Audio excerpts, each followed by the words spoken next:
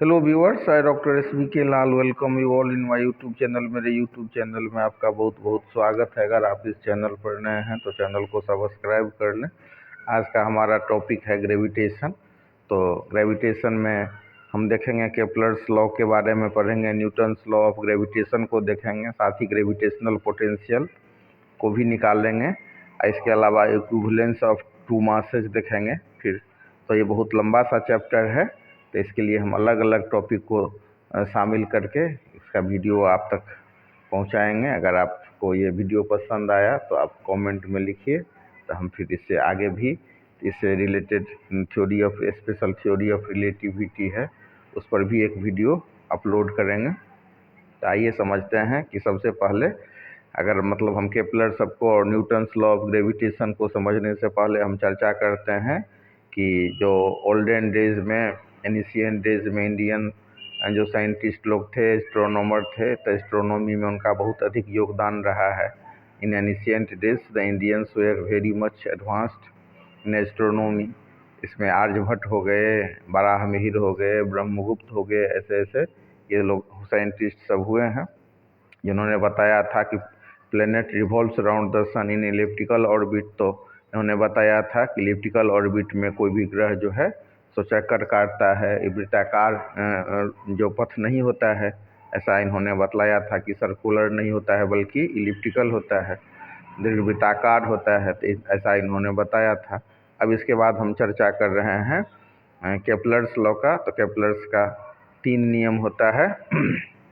3 नियम के बारे में बताया गया है कि मतलब कैसे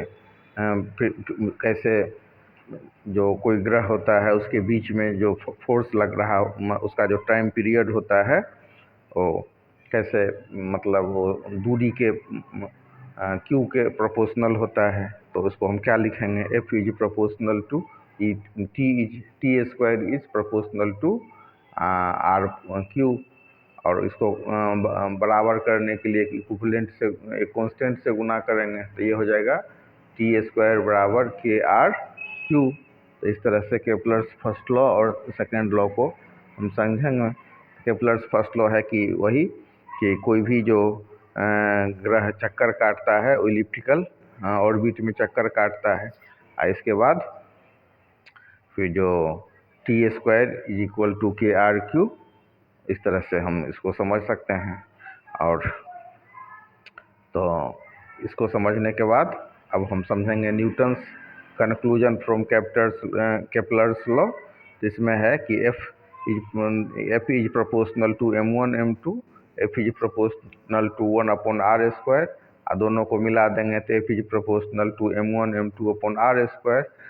बराबर कब होगा, जब एक कांस्टेंट से गुना करेंगे, यही कांस्टेंट हो जाएगा यूनिवर्सल ग्रेविटेशनल कांस्टेंट। तो इक्वेशन हो जाएगा F बराबर जी m1 m2 अपॉन r²। और तो इस तरह से जो मतलब न्यूटन्स लॉ है from conclusion of Kepler's law, तो इसमें हम देखेंगे कि the gravitational force between two bodies is directly proportional to the product of their masses and inversely proportional to the square of their distance. तो सबसे इसमें कुछ खास बात है, जैसे मतलब जी का वैल्यू हेनरी केवेंडिश ने निकाला था 6.67 गुने 10⁻⁻11 न्यूटन मीटर स्क्वायर पर किलोग्राम स्क्वायर। और कैसे निकाला था, तो सोना का 2 गेंद पर प्रयोग करके। और कुछ बातें हैं, जैसे ये सेंट्रल फोर्स होता है, अट्रैक्टिव फोर्स होता है और इंडिपेंडेंट ऑफ मीडियम होता है।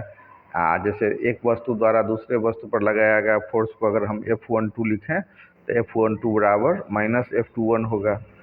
Valid for point masses, significance, heavy bodies. और हेनरी केवेंडिश ने जी का वैल्यू निकाला था।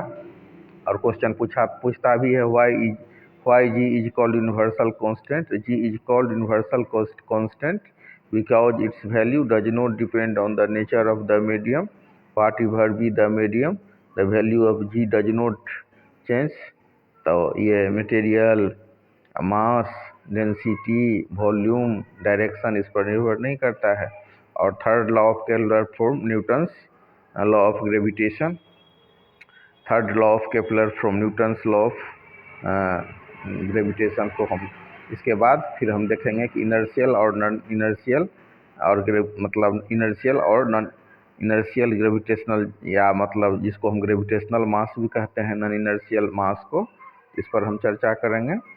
तो ये mg बराबर हो जाएगा ग्रेविटेशनल मास, mi मतलब inertial mass.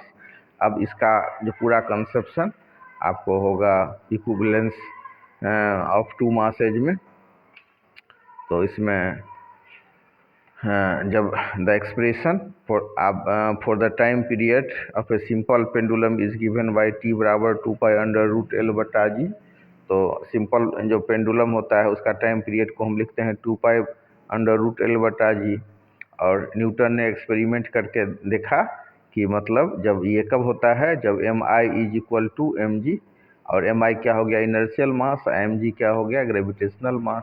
The Newton made several experiments on the pendulum and its bob and calculated that t बराबर 2π√L/g। Hence he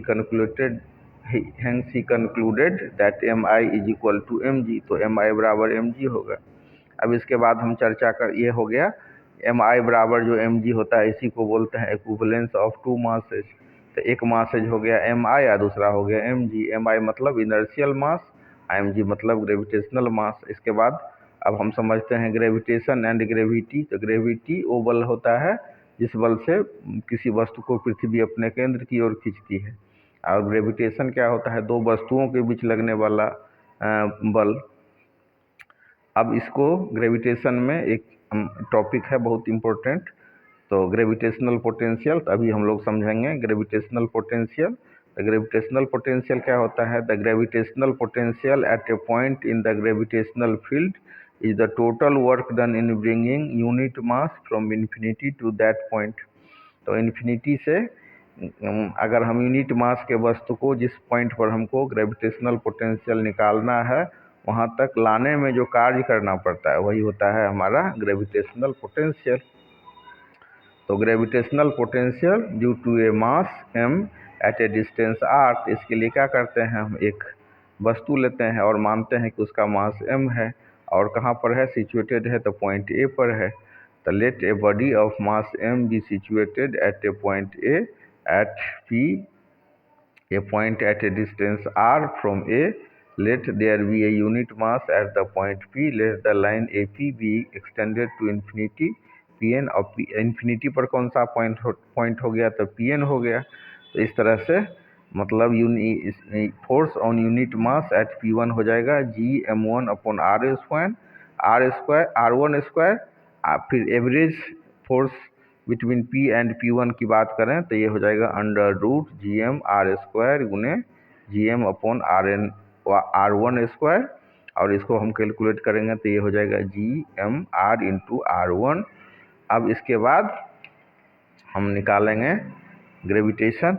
तो and the potential, gravitational potential. तो gravitational potential at P becomes Gm1/r -1/infinity।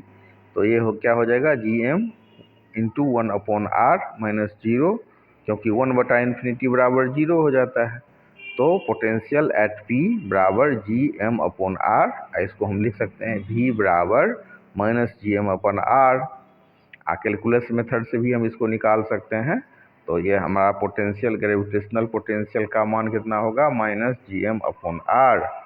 तो इस तरह से हम दोनों method से निकाल सकते हैं। तो ग्रेविटेशनल पोटेंशियल को हम V से लिखते हैं, तो ये हो जाएगा V बराबर -Gm/r। अब इसको समझने के बाद हम रिलेशन बिटवीन ग्रेविटेशनल पोटेंशियल और ग्रेविटेशनल एक्सीलरेशन की बात करेंगे। तो from definition of potential, the difference of potential between two points. तो ये हो जाएगा हमारा पोटेंशियल डिफरेंस dV बराबर FdR। और इस तरह से जब dV बराबर FdR होगा तो F बराबर क्या होगा, dV/dR। और V को अगर हम बाहर कर लें तो लिख सकते हैं d/dr × V। तो V क्या हो गया, पोटेंशियल हो गया। तो इस तरह से potential, gravitational intensity at a point is the differentiation of potential. तो पोटेंशियल को अगर हम डिफरेंशिएट करेंगे तो हमको ग्रेविटेशनल इंटेंसिटी निकल जाएगा। और ग्रेविटेशनल इंटेंसिटी क्या है, तो एक फोर्स है। अब इसके बाद अलग अलग कुछ केस है, इसको हम लोग देख लेते हैं, potential and attraction at a point due to a thin spherical shell. तो ये इसमें हम निकालेंगे potential at P due to the ring. एक रिंग लेते हैं, उसके चलते जो पोटेंशियल होता है तो ये होता है डी वी पी बराबर minus G 2πr² sigma sine theta D theta upon X. और इसमें 3 केस है। एक है कि when P is outside the shell, तो वी पी बराबर हो जाएगा minus G M upon R, और एफ बराबर हो जाएगा G M upon R square. When P is on the surface of the shell, तो हो जाएगा वी पी बराबर minus G M upon R, F बराबर G M upon R square.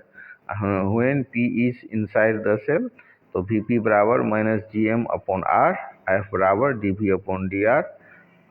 तो ये हो जाएगा 0। तो मतलब इनसाइड द सेल अगर हम ग्रेविटेशनल पोटेंशियल की बात करें तो ये हो जाएगा हमारा 0। Potential and attraction due to a solid sphere, तो इसमें भी 2 केस देख सकते हैं। When P is outside the sphere, v बराबर minus G M upon R. उसके बाद अट्रैक्शन f बराबर D V upon D R बराबर D upon D R minus G M upon R, तो बराबर हो जाएगा G M upon R. P जब होगा स्फीयर के इनसाइड, तो v बराबर हो जाएगा minus G M 3r² minus r² upon 2r³, और f का वैल्यू होगा G M upon r³ into R. इसके बाद हम देखते हैं कि एक्सेलरेशन ड्यू टू ग्रेविटी। तो देखिए, कोई भी वस्तु जो पृथ्वी पर गिर रही है तो उसका भार कितना होगा, W, भार weight for W for weight. तो W फॉर वेट हो गया, तो W का फार्मूला क्या होगा, W बराबर mg, और mg बराबर हम लिख सकते हैं g capital M into small m upon R square.